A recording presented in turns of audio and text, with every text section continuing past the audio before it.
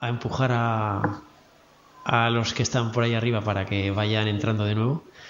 Pues yo hago ya la presentación de José Ángel Rupérez, que es miembro del Consejo de Ecología y Desarrollo y que es el que nos va a aportar, lleva muchísimos años trabajando en pro de la sostenibilidad y de la eficiencia energética que entra dentro de esta sostenibilidad. Y bueno, que va a aportar una visión también no solo normativa, sino de otra índole que también nos parece que es muy interesante. Entonces, todo tuyo. Muy bien, buenos días. Lo primero, agradecer al Colegio de Arquitectos la oportunidad que le da a ECODES y me da a mí personalmente de poner en común cuestiones que consideramos importantes. A lo largo de la jornada pues he estado viendo distintas promesas que me permiten darle enhorabuena al GAMA por esta actividad y esta iniciativa que me está pareciendo interesante, muy interesante. Decir que en el programa figura Víctor Viñuales, es el director de ECODES, que le ha sido imposible venir. Bueno, supongo que habéis perdido un gran comunicador y espero no aburriros con mi presentación. Bien.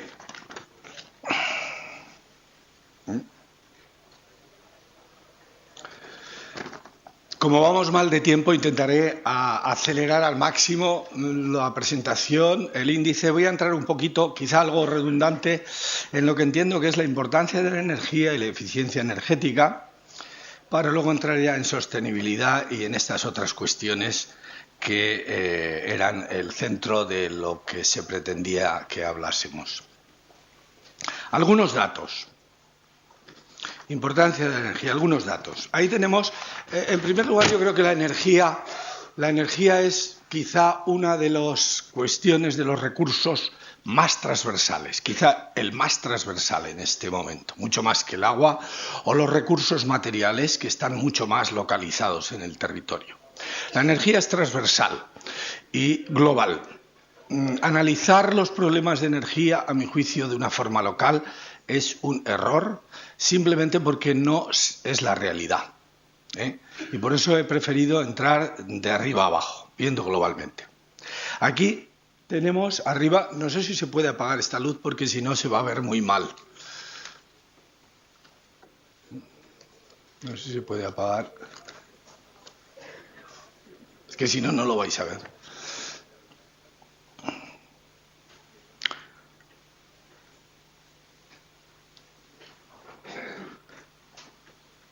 Otra cuestión que recalcaré luego es que yo creo que tenemos que actuar con datos. Somos y yo creo que en España más que en otros sitios, mi historial profesional me ha hecho trabajar mucho con alemanes. Entonces, en España somos muy proclives a actuar por ideología y por emociones. Y hay que actuar con datos. Y en este tema de energía, más que en otras cosas. Entonces, globalmente voy a ir avanzando mientras se apaga la luz. Arriba a la derecha hay un gráfico de cómo se está produciendo la energía. Es el último dato que he tenido de la Agencia Internacional de Energía en 2009 en el mundo, por distintos procesos: carbón, petróleo, gas, nuclear, renovables. A nivel mundial, más del 80% de la energía se obtiene en procesos de combustión.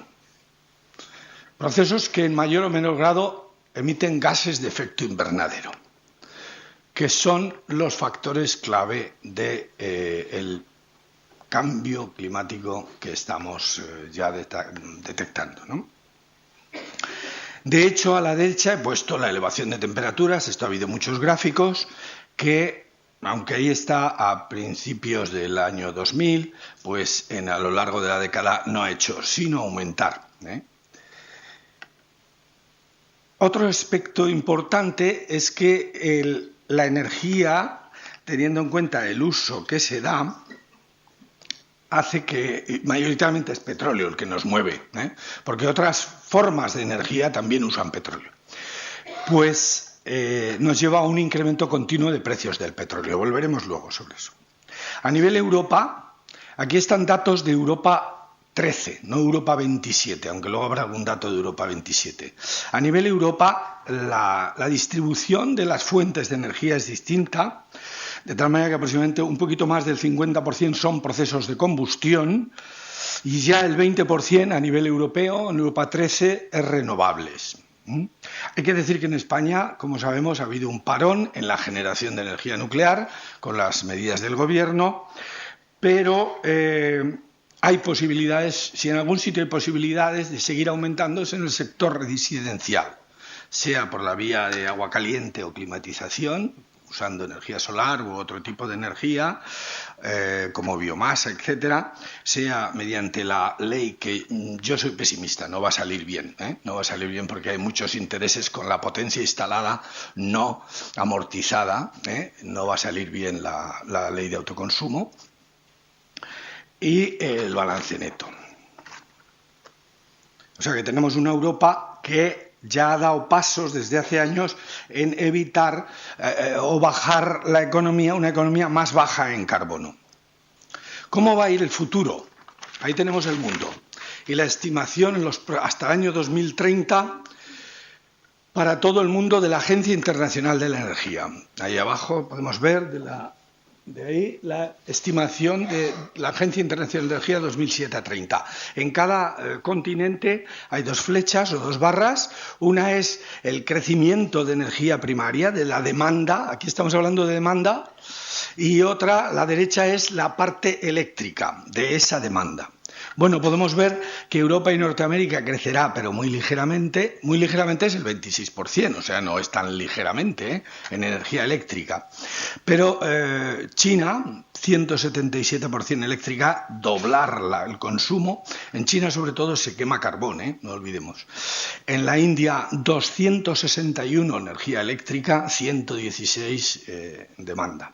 Por tanto, estamos en un horizonte que se estima cercano a 9.000 millones de habitantes, que todos deseamos que crezcan en nivel de vida, pero que conducirá a eso, que hemos visto que mayoritariamente se produce quemando.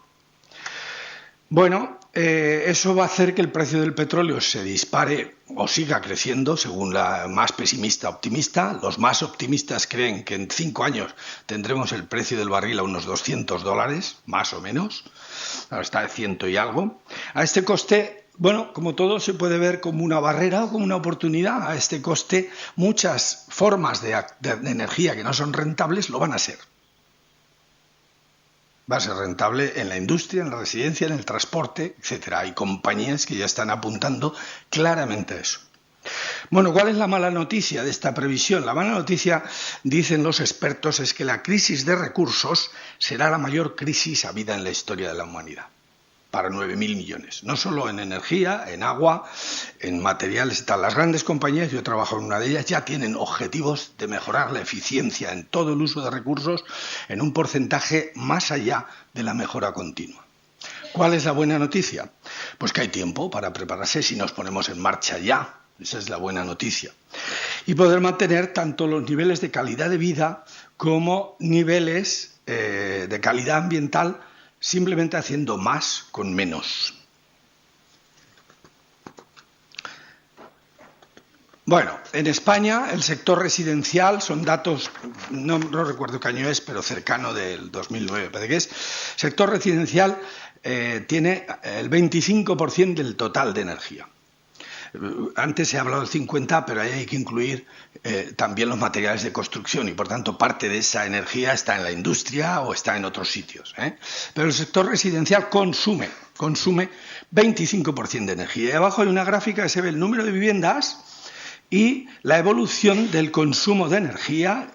Tenéis la fuente ahí abajo, se puede obtener, es un informe que está bastante bien, de julio del año pasado, donde se ve que ha habido un paralelismo en El crecimiento del consumo de energía en el sector residencial, un paralelismo con las casas, hasta el año 2000 más o menos, donde empezó la juerga, y la juerga, sabéis que el periódico Newsweek publicó ya hace un par de años "The party is over", la juerga se terminó en España, hablando de España. Bueno, aquí empezó la juerga, como veis, y el consumo de energía superó incluso el crecimiento de las viviendas, que todos sabemos que ha sido tremendo. Bueno, ¿hasta dónde? Hasta agosto de 2007. A pesar de que el gobierno lo negó por todos los medios, en agosto de 2007 los indicadores marcaban el fin de la juerga y el inicio de la crisis. Y ahí se ve que empieza a bajar el consumo de energía, se disocia del crecimiento. ¿Cómo se estructura esto? Estamos en el sector residencial, en este informe. Bien, pues ahí tenéis el porcentaje dedicado a calefacción, 47%, agua caliente sanitaria, 18,9%, son fuente del IDAE de hace un año, menos de hace un año, de julio de 2011, aire acondicionado, pequeño. La previsión es que suban todos esos usos, es decir, que la calefacción, el agua caliente sanitaria y sobre todo el aire acondicionado cada vez pesen más en el porcentaje de consumo de energía. ¿Por qué? Pues porque las otras partes están bajando tremendamente, como veremos. Electrodomésticos, que ha hecho un gran trabajo de mejora de eficiencia, etc. Por lo tanto, no os extrañe de que a pesar de la certificación y a pesar de verse mejoras, cada vez el sector residencial en calefacción, agua caliente sanitaria y aire acondicionado consuma más porcentaje de energía. Y a la derecha, para los que quieran profundizar, tienen los datos. Pero ¿qué fuentes alimentan ese consumo, esa demanda? Pues ahí veis que el 47% aproximadamente es combustión directa entre carbón, petróleo y gas natural. Pero si tenemos en cuenta que buena parte de la electricidad también se obtiene por combustión, sea en centrales de carbón, centrales de gas natural de ciclo combinado, veremos que España está por encima de la Unión Europea en combustión. ¿Correcto? Sí hay que destacar que en energías renovables, como veis, en el sector residencial, curiosamente en un país de sol y toros, pues casi no usamos la solar térmica y sin embargo la biomasa ha crecido tremendamente. Prácticamente todas esas energías renovables, 17 y pico %, es biomasa.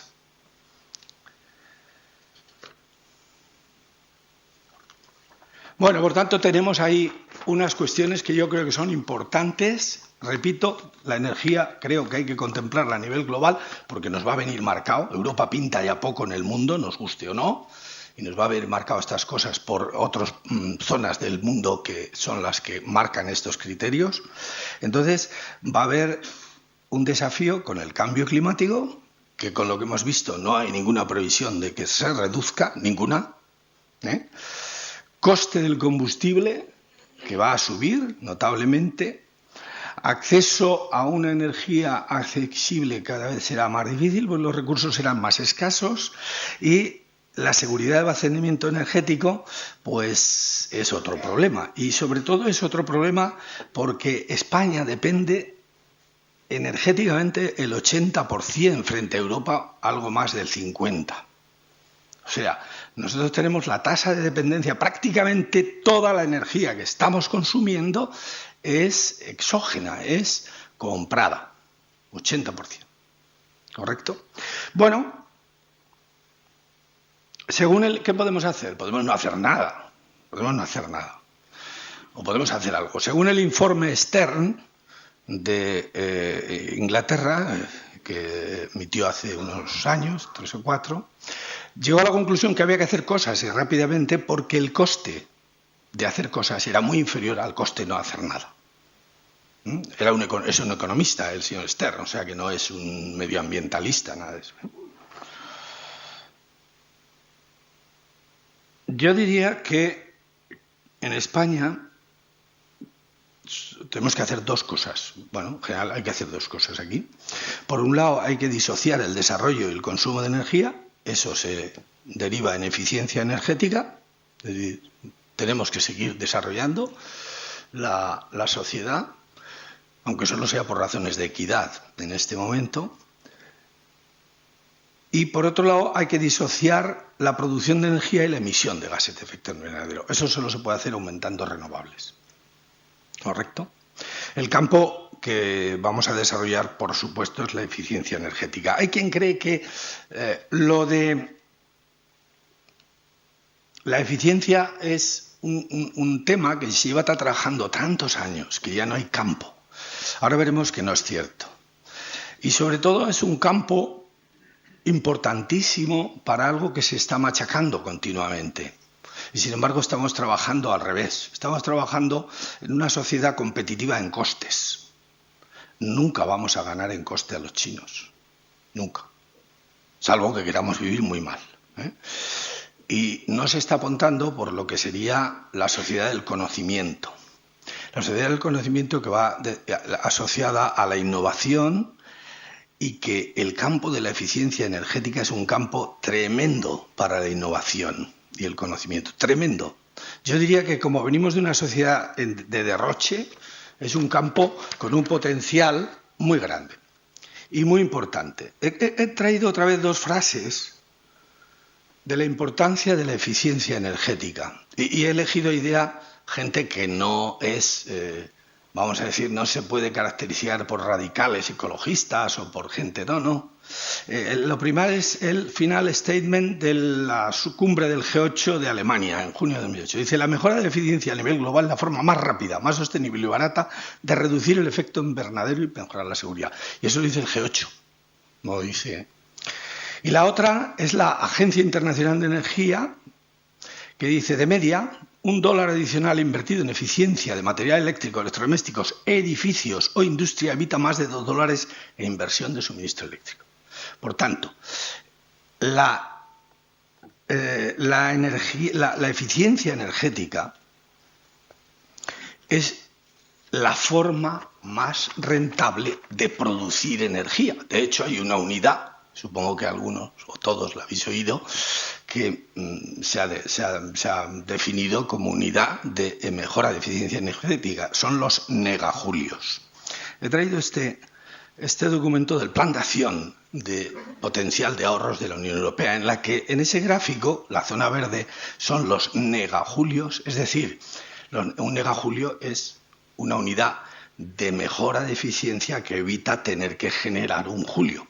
Y aquí lo tratan como si fuera ahí lo pone, negajulios, como una parte del consumo de energía primaria. Bueno, pues ahí tenéis hasta el año 2005 la evolución de las distintas formas de producción de energía. Pues la roja es, ¿qué es la roja?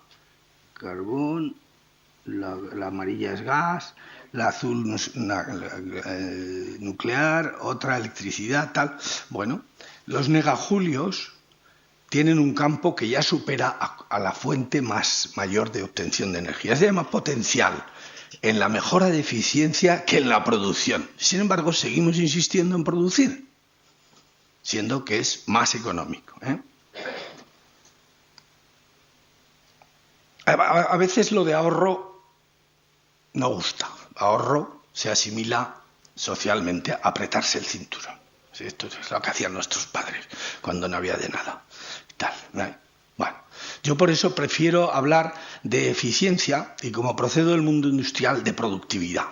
Porque es un error hablar de productividad únicamente refiriéndose a que hay que trabajar más o más horas. La productividad en el uso de recursos es lograr que con la misma cantidad de recursos produzcamos más calidad de vida. Por tanto, yo prefiero hablar de productividad, que es una cosa tal, productividad en el uso de recursos en vez de ahorro, que parece que no nos tenemos que apretar el cinturón. Lo que tenemos que hacer es saber usar con mucha más eficiencia los recursos que tenemos, que, como he dicho, son escasos y, lamentablemente, y eso es una realidad, van a serlo más.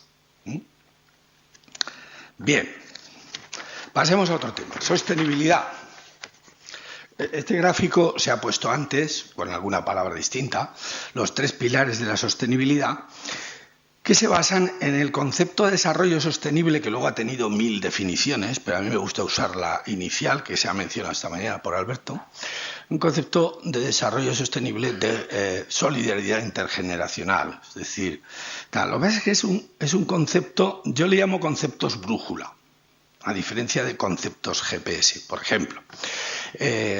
Pero es muy interesante, Por ejemplo, un concepto GPS que ahora se lleva mucho entre manos es el equilibrio presupuestario. Ese es un concepto GPS. ¿Y por qué digo que es un concepto GPS? Porque nos dice a dónde hay que ir. Hay que ir allí. Vale, bueno, o sea, tenemos que ir a un sitio donde los gastos y los ingresos se equilibren. Ya sabemos, es un concepto que te da las coordenadas a dónde hay que ir. Vale. El desarrollo sostenible no, pero es un concepto brújula. Te dice en qué dirección tienes que ir. Pero nadie sabe en realidad cuál es el equilibrio entre lo que hoy consideramos necesidades y los que necesitarán nuestros hijos o nuestros nietos. Eso no lo sabe nadie ni lo sabrá. Por tanto, no se puede hablar de que esto es sostenible. Ahora en marketing se habla mucho, se está quemando la palabra. No sé qué, producto sostenible, vivienda sostenible. Eso es una falsedad. Nadie puede, o una falta de rigor, si se quiere. Nadie puede decir eso. Pero sí se puede decir más sostenible o menos sostenible. Porque el concepto de desarrollo sostenible marca claramente la dirección. Un mejor uso de recursos y la certificación, yo al menos creo en eso, nos va a ayudar a un mejor uso de recursos, marca un camino de sostenibilidad que permite decir que cuando aplicamos ese concepto, lo que hacemos es más sostenible. ¿Correcto? Bueno, aunque todos los componentes, ahí se definen campos que van entre lo medioambiental y económico, es la ecoeficiencia, entre lo medioambiental y lo social, lo que llamamos seguridad, que ahora se está degradando obviamente, entre el económico y lo social, el desarrollo, que también.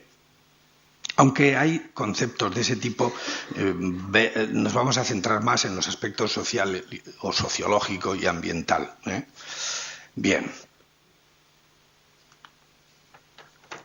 Os juro que no sabía que tenía que veniros a hablar aquí hace 2 meses de este tema. Pero como soy muy militante de esto, aprovechando un día que estaba en Sables-d'Olonne, en Francia, que está ahí al lado de La Rochelle, de pronto vi un escaparate de una agencia inmobiliaria. Dije, coño, etiqueta energética. Y le hice la foto. Ahí lo tenéis. ¿Vale? Ahí tenéis 2 viviendas en venta. Una es más grande, aunque es más barata, otra es más pequeña, aunque es más cara, y ya veis que una es clase C y la otra es clase D. Son viviendas, una nueva y la otra usada. Luego Francia ya lleva esto a los escaparates. Y yo, que soy un ciudadano que quiero comprar un piso, ya tengo esa información a mi alcance. Y la semana pasada, ya sabiendo que iba a venir aquí, le hice una foto a una agencia en Benasque. Es la misma historia. Bueno, ahí, aparte de que podríamos hacer el juego de los 8 errores, descubran los 8... tal. No, pues lo que veríamos es que los precios son más o menos iguales, quizá más caro Benasque que Sables-d'Olonne. Sables-d'Olonne es una ciudad turística, 100% en Francia. Entonces, lo que vemos claramente es que vamos muy retrasados. Se ha dicho esta mañana, pero vamos muy retrasados respecto a Europa, una vez más. Y eso es una pérdida de oportunidad, porque ver la certificación como un coste es no ver la oportunidad que hay detrás de eso. Por tanto, estamos perdiendo oportunidades. Luego volveremos sobre ese tema. Porque no sabemos cómo tenemos el parque de viviendas. Y si lo tenemos hecho unos zorros, ese millón tanto que nos vale ahora, vamos, de viviendas, hecho unos zorros, perdonadme el lenguaje, es que decir, con clases energéticas muy bajas, y hemos hecho, no sé si 1 millón o 1 millón y pico de viviendas a toda pastilla, con la burbuja inmobiliaria, que no sabemos cuánto consumo de energía, igual el año 2030, mantener ese parque nos está arruinando con lo que hemos visto al principio. Por tanto, es muy importante saber cómo estamos para ver si tenemos que tomar acciones de mejora. O sea, no solo lo que vamos a hacer de ahora en adelante, que eso lo regulará la legislación. Es importante saber cómo estamos. Bien. Bueno, voy a ir atrás otra vez. Espera, un momento. Aquí. Bien, ¿y por qué es importante saber cómo estamos? Porque en la industria decimos que lo que no se mide no se puede gestionar. Lo que no se mide no se puede gestionar. Nunca podremos saber a dónde vamos con la energía en el parque de viviendas existente en España si no lo medimos. Nunca lo podremos saber. y da donde vaya el sistema. Y estamos acostumbrados a tomar nuestras decisiones sin datos. Eso ha de cambiar.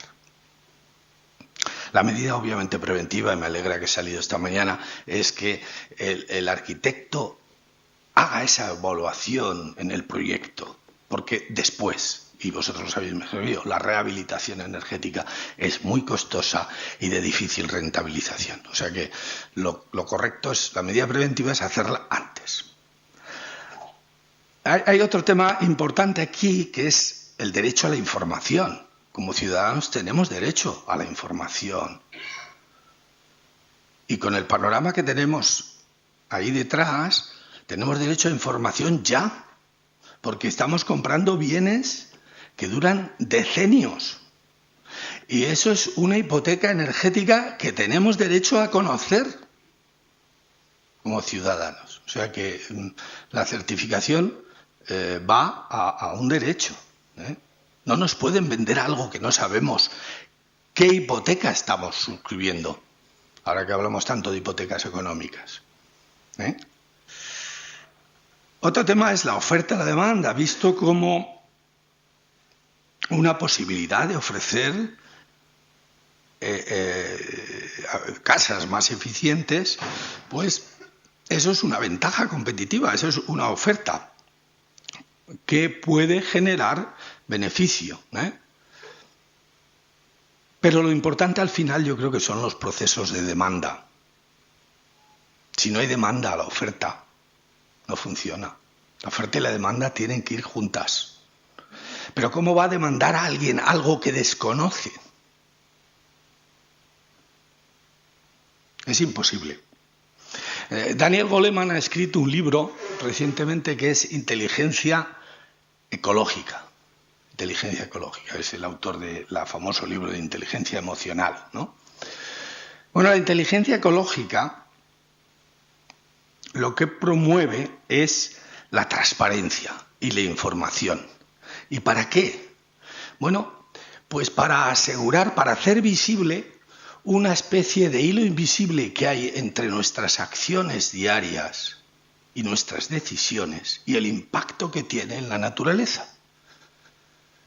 Normalmente tenemos muy visible cuando compramos un bien, cuando tomamos esa decisión, cuando compramos un bien tenemos muy visible la relación que existe entre lo que queremos y el impacto económico que tiene en nuestro bolsillo, ¿verdad? Eso lo tenemos muy visible. También tenemos visible lo que ponemos y el impacto que produce en nuestro prestigio. Si yo me compro un Bentley o un Mercedes, tiene un impacto de prestigio mayor que si me compro un SEAT, por ejemplo. Tenemos mucha visión de esos aspectos, pero no tenemos ninguna visión de las decisiones que tenemos que tomar diarias y el impacto que tienen en la naturaleza. Y eso es aplicable a las viviendas. Y lo que define Goleman como inteligencia ecológica es hacer visible ese enlace. Hacerlo visible supone que cada uno de nosotros empecemos a tener información de todas estas cuestiones que estamos hablando. Porque hay una realidad que también la definió otro noruego, que es lo que llaman mentiras vitales, que es que lo que no sabemos o no conocemos para nosotros no tiene ninguna importancia. Lo que no sabemos o no conocemos no tiene ninguna importancia. Por tanto, cuando compramos un piso o una casa, la energía como ciudadanos no tiene ninguna importancia. Esa es una realidad. Y tiene que empezar a tener importancia porque nos va a afectar económicamente y sobre todo porque globalmente va a afectar a un entorno que tenemos que proteger, que es la biosfera, sin la cual no podemos vivir. Entonces, hay que hacer visible eso. Y hay que hacerlo visible, y haciéndolo visible lograremos crear ese círculo virtuoso que parece que los franceses ya han iniciado. Y es que yo, cuando decida comprar entre la casa de la derecha o la de la izquierda, bueno, esta es más barata, a más factores, ¿no? Además lo decidiría, joder, mejor casa energética y más barata, no. Pero a igual coste, posiblemente elija la que menos impacto ambiental, porque mi hipoteca energética que voy a tener que pagar yo es menor, y porque además, si tengo inteligencia ecológica, sé que con ese acto estoy dañando menos a la naturaleza. Es una decisión. ¿Veis? Por ahí va la cosa. Debemos de movernos en ese camino de transparencia, porque tenemos derecho, porque además aumentará nuestro conocimiento, o sea, no seremos ciegos en nuestras decisiones, seremos responsables. Ahora se está hablando mucho de la necesidad de la responsabilidad de la sociedad civil. No hay que culpabilizar, es responsabilidad, no se puede culpabilizar al ignorante. Entonces, y porque además crearemos un círculo virtuoso que permitirá que el arquitecto que sepa diseñar mejores casas y el constructor con menos consumo sea más competitivo y decida más gente comprarle viviendas a él y no a otro.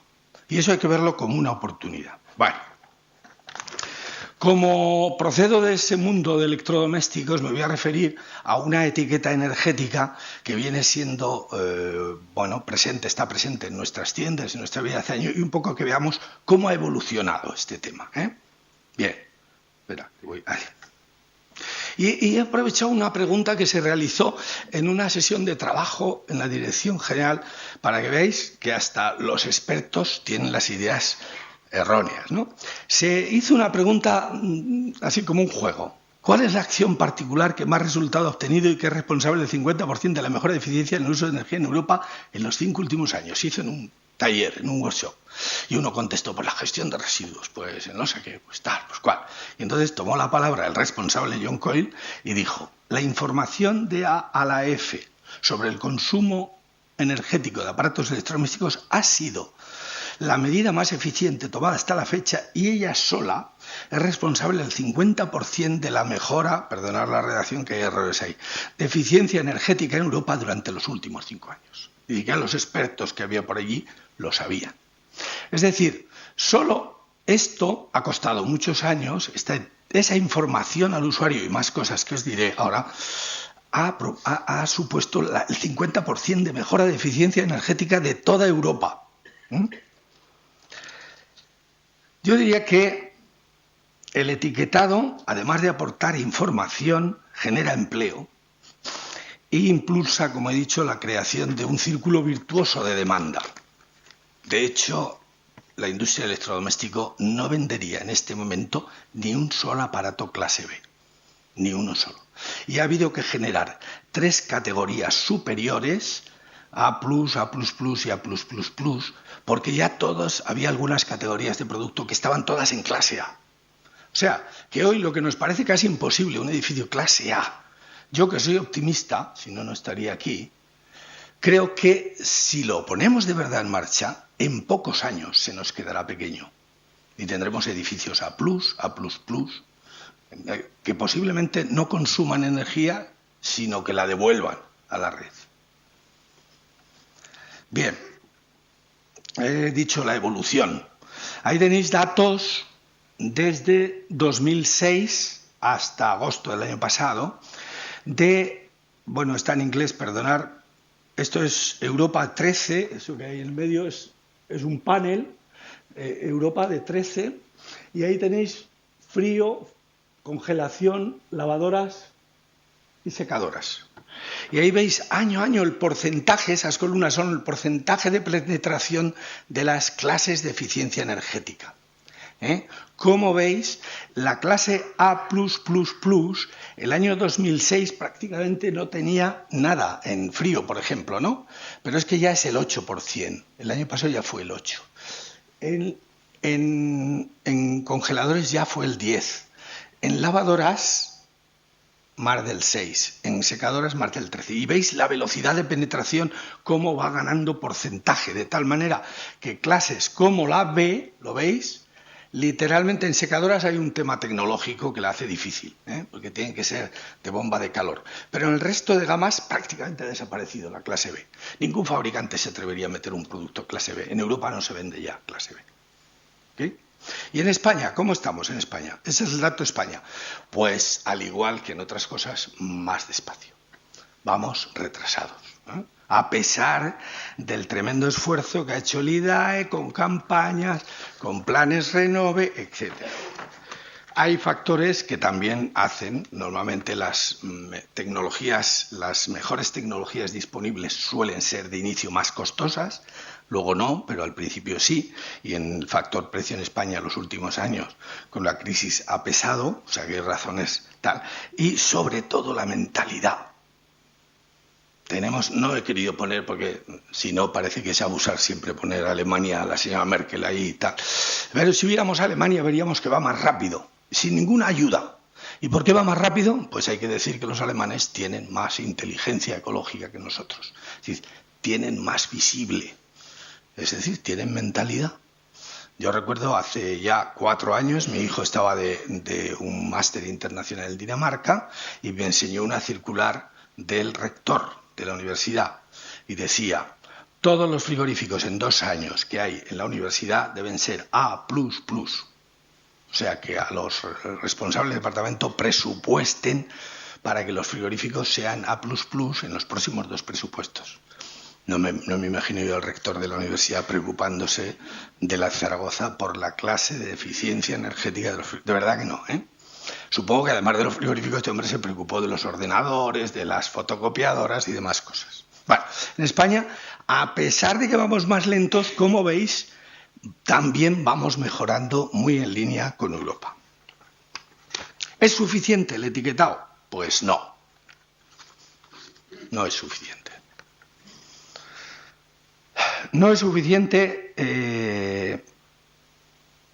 porque hay que arrancar con ese círculo, y sin la ayuda de la administración es muy difícil que lo haga la sociedad civil per se.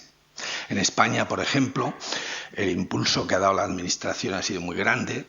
No os voy a dar más que 2 datos. Claro, este impulso en planes Renove, sobre todo en campañas y en planes Renove y en mentalidad, pues se ha invertido mucho dinero, hay que decir, pero luego ya no se van a hacer más y el mecanismo ya está creado. Entonces, se ha invertido durante 4 años, no, durante 5 años, o sea, algo más de 50 millones de euros año en planes Renove. Esto ha permitido, vamos a decir, renovar el parque de casi 4 millones de unidades de aparatos por clases de eficiencia energética mucho mejores de la media del mercado e infinitamente mejores que las que había en los domicilios. Y eso es una apuesta de futuro que hará que consumamos menos energía, menos agua, que los hogares paguen menos factura, etc. O sea que tiene su componente social, su componente no. Si alguien quiere detalles de los planes Renove, le puedo dar todos los que quiera o en la página del IDAE están, ¿eh? ¿Qué se puede hacer en la construcción? En la construcción me refería en el mundo de la construcción de viviendas para acelerar el proceso de cambio en el sector restaurante. ¿Qué se puede hacer? Yo creo que se pueden hacer muchas cosas. Pero claro, lo primero hay que tener datos. No se puede hacer una campaña si no hay etiquetas no en las gabinetes de los arquitectos. No, yo soy usuario. Yo la quiero en los escaparates, como en Francia. Los escaparates de las agencias. Ahí las quiero. Entonces, pues se pueden hacer campañas publicitarias, se pueden hacer, claro, planes Renove no existen. No, en la vivienda uno no compra otra vivienda y la cambia y tal, no. Pero puede haber excepciones fiscales en la compra de las mejores tecnologías disponibles. Es decir, hombre, pues al que compre una clase A o B, si se considera, pues le voy a reducir no sé qué impuesto, tanto. Y sobre todo puede haber rehabilitación energética.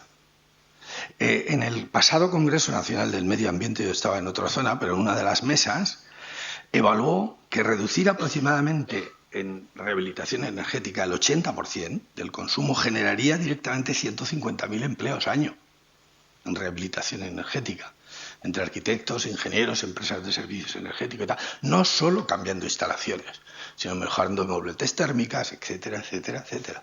O sea que la rehabilitación energética es algo que tendría que estar ya encima de la mesa en el primer plano de los políticos, tendría que estar. Pero para ello hace falta datos, repito. De ahí la importancia de la certificación energética. Estamos cerrándonos oportunidades de mejora. No es un coste, es una inversión, es un paso obligado a la mejora. Hay muchas políticas y medidas adecuadas, pero yo creo que ahí podría quedar, ¿eh? Podría quedar. Ir más allá, el etiquetado energético, con cosas que se van a esta tarde, lamento no me voy a poder quedar, como LEEDs, eso es deseable. Pero si no pasamos, esto es como cualquier pirámide de deporte. Para que haya muchos futbolistas de élite tiene que haber muchos niños jugando al fútbol. Si no, no tenemos deportistas de élite, por más que paguemos bien, ¿eh? Entonces, aquí pasa lo mismo. Si lo básico, lo primero, no lo resolvemos y empezamos a crear el círculo vicioso y que los ciudadanos tengamos inteligencia ecológica y empecemos a valorar esto y a demandar estos productos y a demandar estas cuestiones, es muy difícil que vendamos de una forma masiva. Siempre habrá minorías, ¿no? Es muy difícil que vendamos una certificación LEED oro o platino de un edificio, por muy buena que sea. Eso es algo que no se debe dejar, hay que hacer. Pero seamos conscientes de que si la población no empieza a valorar lo que hemos mencionado, difícilmente va a valorar cuestiones que van mucho más allá y que son muy positivas y deseables en el futuro, el passive house, el no sé qué, pero que yo intentaría atacar con todo el esfuerzo lo que se ha estado hablando esta mañana. He traído, voy a ir cerrando ya, un proyecto europeo, porque claro, cuando cualquier factor se convierte en un factor de competitividad económica, la ética es imprescindible. Lo estamos viendo en un país que el déficit ético que tenemos es, yo voy a decir notable, no voy a ser muy exagerado, notable. En todos. No me voy a meter solo con los políticos y los banqueros, que eso es muy populista. Todos. Todos. Me incluyo. Yo también he pagado cosas sin factura. Entonces, intento no hacerlo, pero lo he hecho. Bueno, entonces, hace falta ética en la información, porque de lo contrario se cae o simplemente en una ilegalidad. Hay un palabrejo que no lo voy a desarrollar en inglés, que es greenwashing. El que esté interesado, eso es muy utilizado en publicidad. Muy utilizado en publicidad. De hecho, ha dado lugar a un convenio voluntario entre determinados sectores. El medio ambiente, greenwashing, es intentar confundir al usuario de una forma incorrecta. No es ilegal, pero es incorrecto. Pero el proyecto Atlete me ha parecido interesante traerlo porque está en su segunda fase, el Atlete 2. Bueno, el objetivo lo leo simplemente. Del proyecto Atlete es mejorar en el ámbito europeo la aplicación de las medidas de control y etiquetado energético e implementación de diseño ecológico del aparato. Es decir, lo que han hecho es comprobar, tomando aparatos, en este caso el Atlete de frío, de las tiendas y ver si lo que dice allí es verdad. ¿Ok? Atlete está diseñado para demostrar que la vigilancia del mercado y las pruebas pueden hacerse de manera sistemática, eficaz y rentable, lo que ayuda a transformar el mercado para asegurar el mayor beneficio para los consumidores y fabricantes. Atlete ha hecho mucho más. Ha desarrollado, no es objeto de hoy, pero ha desarrollado procedimientos que permitan que los Estados miembros hagan una inspección de mercado que, tal como la venían haciendo, era muy costosa y, por tanto, de difícil asignación presupuestaria, que puedan hacerla de una forma mucho más armonizada, mucho más sencilla y más correcta, ¿vale? O sea que Atlete aportará ese valor. Aquí tenéis los resultados. De 2009 a 2011 se han verificado 70 aparatos, en España también, en diversos países de la Unión Europea con los siguientes. El dato de clase energética, 79% era correcto, pero 21% era incorrecto. Consumo de energía, 77 y 23. Temperatura de almacenamiento, 90 y 10. Volumen, 73 y 27. Tiempo de subida, 84 y 16. Capacidad de congelación, 70. En total, 40. Tomando todos los datos, porque hay etiquetas que tenían mal todos, otras 2, otra 1. El 43% de las etiquetas eran correctas. 57 incorrectas. Eso es lo que hemos estado comprando y estamos comprando en las tiendas. Es decir, la mitad de las veces nos dicen algo que no es correcto. ¿Vale? Solo una empresa, no diré el nombre, no se trata de hacer marketing, solo una empresa no cometió ningún error en toda Europa. El resto, en mayor o menor grado, tenían errores. hay que evitar que nos pase esto con la certificación. Como ciudadano y como usuario exijo que no nos pase esto con la certificación, que como hemos visto tiene grandes virtudes, es un paso de mejora que yo invito a todos los presentes a aprovechar la oportunidad que nos brindan estos cambios. Y nada más, muchas gracias y ánimo a todos.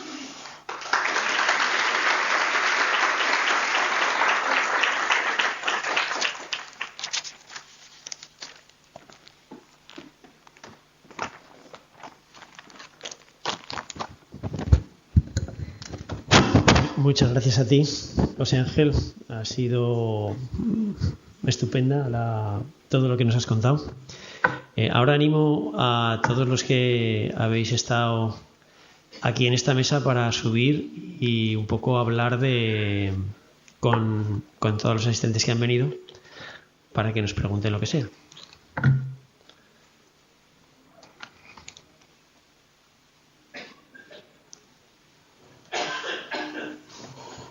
Yo me quedo pues, me quedo aquí. Sí. Ahora encendemos la luz.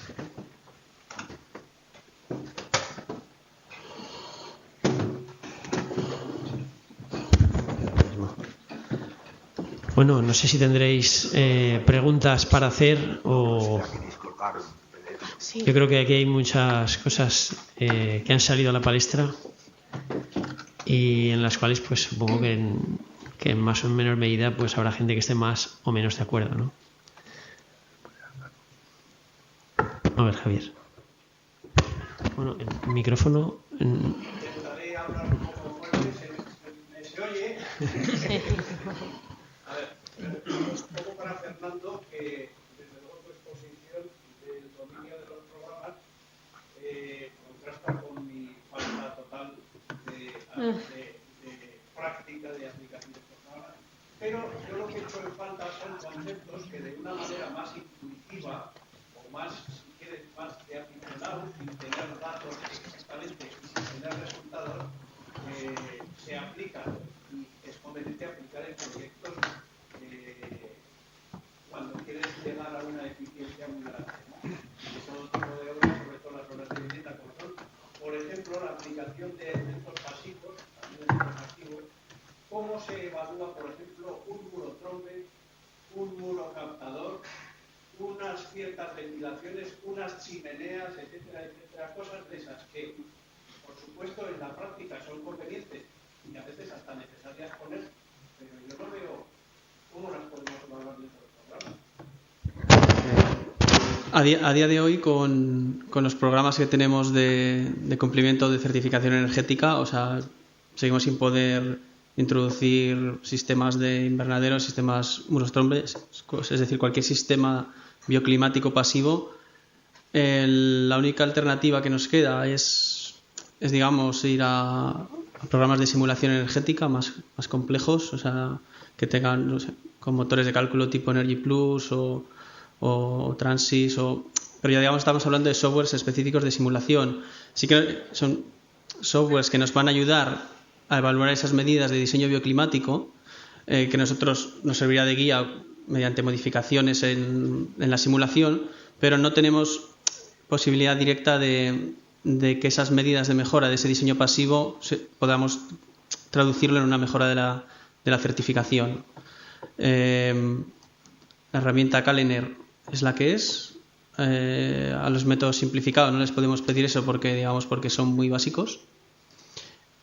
Y en el periodo de modificación de la herramienta Calener, que como comenté, que debe ser abierta a calificaciones hasta la letra G para edificios existentes, que existe actualmente, pues no lo sé, no tengo noticias de que se esté trabajando, por lo menos yo desconozco, no sé si alguien en la sala puede decir si la nueva herramienta va a permitir, digamos, implementar esas mejoras, esos diseños pasivos que comentabas. Sí. A este respecto.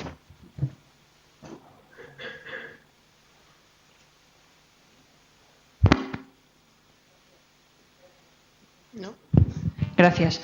Me presento, soy María Jesús González, la presidenta de la Asociación Sostenibilidad y Arquitectura, que hablaremos esta tarde de estas cosas.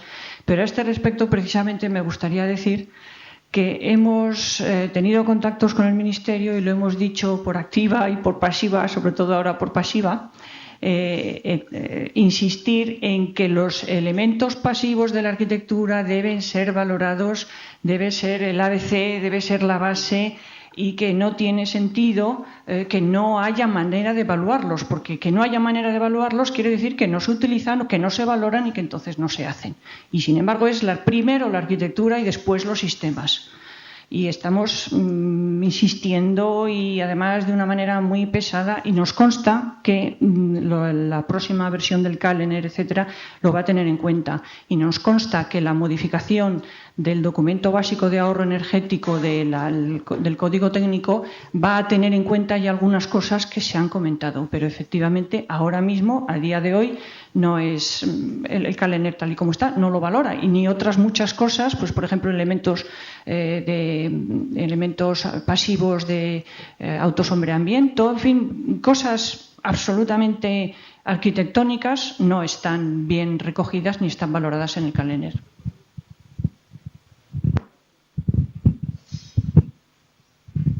Es que eso, lógicamente, influye mucho en una certificación. Es lo que decía José Ángel, esas certificaciones que son más o menos ciertas. Realmente tú puedes hacer un edificio con un diseño con elementos pasivos, por ejemplo, importante, y no se te tiene en cuenta para nada, y entonces te va a dar una calificación que no es ni mucho menos real, ¿no? Sí, eso es un poco lo que he comentado esta mañana con un poco los sistemas de la aplicación de PostCalendar, que podría ser una aplicación que se podría utilizar, digamos, que se pudiera pensar, digamos, para utilizar estos sistemas pasivos. PostCalendar solo está pensado para el tema de los sistemas energéticos, o sea, lo que os he comentado esta mañana de poder introducir geotermia que antes no podíamos, o poder introducir sistemas de climatización de redes de distrito. Como ha comentado ella, o sea, la opción es o que se implementen las medidas pasivas, que sea deseable dentro del programa Kalender, o alguna aplicación externa, digamos, que pudiese tomar de valores del propio Kalender, o una aplicación específica, aunque fuese de sistemas, digamos, de arquitectura bioclimática, pero a día de hoy no podemos obtener esa ventaja de la calificación utilizando medidas pasivas. Desde aquí arriba. Le he oído decir en su intervención una frase así cogida al aire que era: la legalidad del autoconsumo está perdida, la batalla de la legalidad del autoconsumo. Yo he dicho que soy pesimista. Ah. No puedo decir lo que no sé, es decir, ojalá salga bien. Yo soy pesimista por una razón. ¿Cómo está eso? A ver, yo soy pesimista por una razón, y no he tenido más que conversaciones con alguien relevante de Endesa en pasillo, ¿no?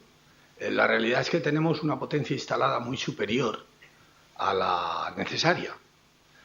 Sobre todo en los últimos años se ha favorecido mucho y ha venido bien para la integración y la estabilidad del sistema eléctrico en renovables la instalación de grandes centrales de gas, de ciclo combinado, que están sin amortizar.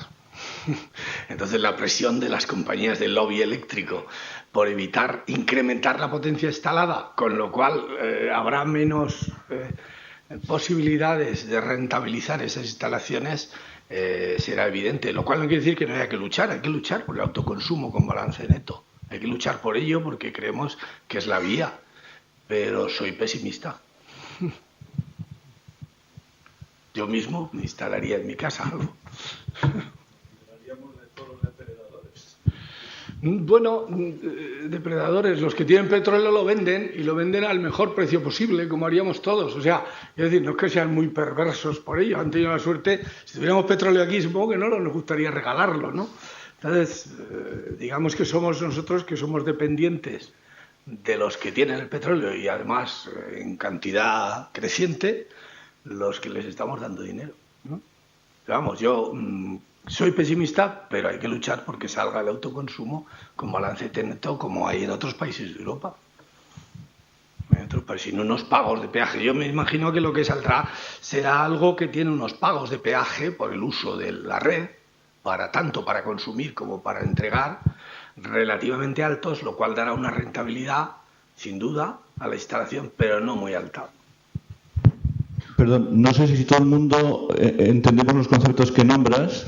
Yo te pediría, dada tu capacidad pedagógica, que unas pinceladas sobre lo que es el autoconsumo. Bueno, el autoconsumo con balance neto es que al final tú tienes una instalación que puede ser fotovoltaica o podría ser un generador diésel o podría ser lo que sea, ¿no? Tú tienes una instalación que produce electricidad y entonces hay momentos del día, si es una fotovoltaica, por ejemplo por la noche, que tu producción es cero y necesitas consumo y entonces tomas de la red lo que necesitas, y hay momentos del día, te vas de vacaciones o de fin de semana, las placas fotovoltaicas están produciendo y le entregas a la red, ¿no?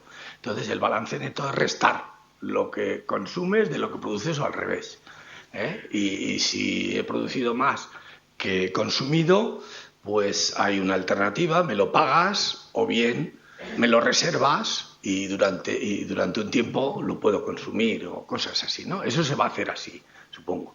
Pero hay un momento en el que yo estoy o consumiendo de la red o entregándole a la red. Entonces ahí hay una cosa que se llama peaje. Tú pagas el uso de esa red dependiendo del coste por kilovatio transferido que pase por allí. Sería como las operadoras de telefónica, de teléfonos móviles, lo que te cobran es un peaje por pasar sus señales. Dependiendo del coste de peaje que fijen, la instalación será más rentable o menos. No sé si me he explicado. Fernando, volviendo a los programas que nos has expuesto antes, bueno, de los que creo que has citado, C3, C3X, CERMA, pensando en los próximos meses o en el próximo año, los próximos 2 años, para un análisis energético del comportamiento de un edificio existente, independientemente de que luego haya que certificarlo, no certificarlo, yo te pediría que, no sé, que me mejoraras o que me explicaras más la comparación o las ventajas de uno y otro. Me han parecido muy intuitivos, pero no he entendido muy bien o no he llegado a ver muy bien la diferencia entre C3 y C3X. Bueno, quedar con alguno que fuera un instrumento más adecuado, apuntando un poco lo que ya nos has explicado, ¿sabes? Sí. En cuanto a los procedimientos para edificación de obra nueva, como se comentaba, CERMA la verdad que tiene una salida de datos bastante interesante en la parte de lo que es las propuestas de mejora, que por ejemplo no tenía CES, no era tan completo en ese aspecto, con lo cual nos permite, digamos, a un nivel básico saber orientar hacia dónde vamos, hacia dónde podemos tirar con las medidas de mejora. No obstante, una vez que profundizas en los criterios de sostenibilidad y bioclimatismo y conoces un poco el mundo de las instalaciones, al final ya tú mismo, o sea, no vas a necesitar de ningún programa, o sea, que te diga exactamente por dónde tirar. Tú ya más o menos le encauzarás, sabrás lo que hablábamos de la brújula. Hay que tener una brújula para saber hacia dónde vamos. El programa te marcará ese GPS y decir, bueno, pues te voy a dar esto o lo otro. Yo te puedo decir, yo soy usuario de C3X porque anteriormente para el método simplificado fui usuario de C3, de CES. Entonces las medidas de mejora de C3X la verdad que son bastante intuitivas. Los estudios de amortización que genera el programa más o menos están de acuerdo a, yo he ido comparado medidas similares de mejora de eficiencia energética, pues